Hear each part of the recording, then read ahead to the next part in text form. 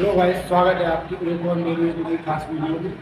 आज की video CGL की प्रेजेंट पर है। जैसा कि आप लोग जानते हैं, कल सीजीएल का रिवाइज रहता है फाइनल, तो उसमें काफ़ी लोगों का सिलेक्शन भी हुआ है और जिनका नहीं हुआ है उनको भी काफ़ी खेद भी होगा।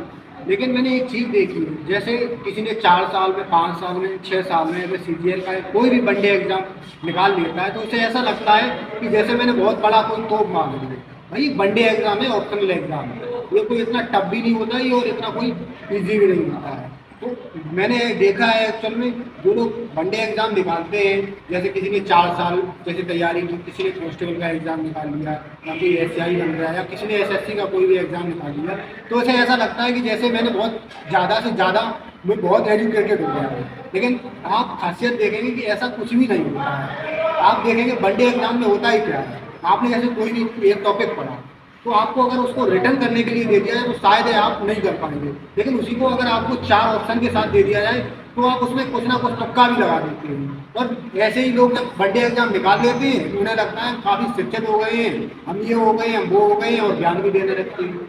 तो भाई आप लोग थोड़ा देखिए, आप अगर 2 साल में, 3 साल में 8-8, 10-10 घंटे पढ़ के एक कोई वनडे एग्जाम निकाल पा लेते हैं तो आपको एटीट्यूड सा आने लगता है। ऐसा लगता है कि जैसे आप अब मैं ही दुनिया का सबसे शिक्षित व्यक्ति हूँ। लेकिन आपको अगर कहीं समाजशास्त्र, अर्थशास्त्र या किसी और भी विशेष टेक्निकल सब्जेक्टों के बारे में अगर पूछ दिया जाए तो आपको कुछ भी नहीं आता। आपने रीजनिंग पढ़ ली, मैथ पढ़ ली, इंग्लिश पढ़ ली, हिंदी पढ़ ली, तो वो भी पूर्णता नहीं पढ़ ली। अगर आपको उसमें कोई एक बढ़िया सा एप्लीकेशन भी दे दिया जाए तो वो भी आप नहीं लिख पाएंगे।